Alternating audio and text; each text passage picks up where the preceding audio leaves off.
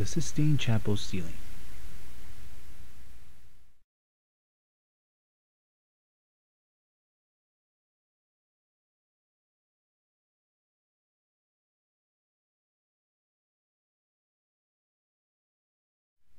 In my last assignment, I talked about one of the most talked about paintings in history, The Creation of Adam by Michelangelo in the Sistine Chapel ceiling in Rome.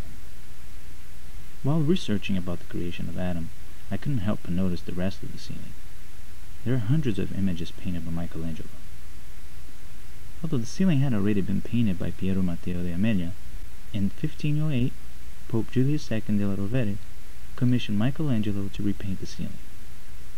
At first, it was only meant to be the panels with the scenes from the Genesis, but as Michelangelo got into his work, he kept painting at a real fast pace and painted over 300 images on the ceiling walls.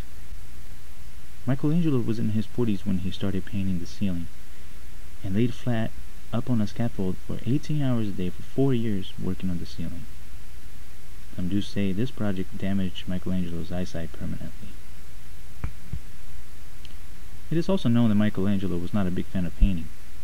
He preferred sculpting and drawing much more.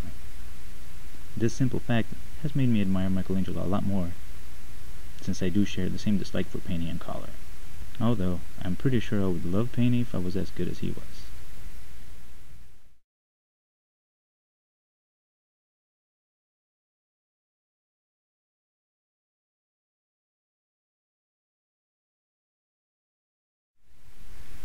Looking at this diagram of the ceiling, we can see how many paintings are there and how they were organized. His work includes 9 scenes from the Genesis, 4 corner pendentives, 4 pairs of bronze nudes above the pendentives, 8 triangular spandrels with pairs of bronze nudes, 7 prophets, 4 major and 3 minor, 5 sibyls, 20 ignudi, and 10 medallions. The 9 scenes from the book of Genesis are the main focus of the ceiling, and it includes separation of light and darkness, where it pretty much shows God pushing away light from darkness. The creation of sun and moon, which shows God with one hand creating sun, the other creating the moon, and swishing around from left to right. Although some may say that as a joke, you can see God's bottom on the picture. Moving forward, there's the separation of land and water, the creation of Adam, as I mentioned yesterday, one of the most amazing masterpieces, the creation of Eve, the Temptation and Expulsion. As we all know, Eve eats the apple, everything goes crazy. There's the sacrifice of Noah, the great flood, and the drunkenness of Noah, where I actually read that it was the first of all the 9 panels Michelangelo did start painting.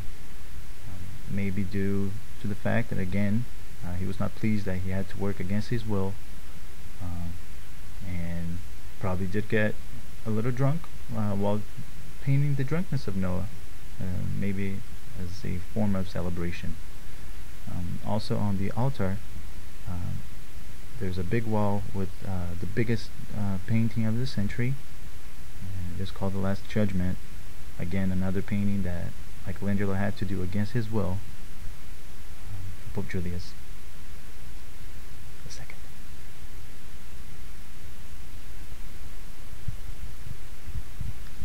Thank you for listening to my tour. I hope you have enjoyed it.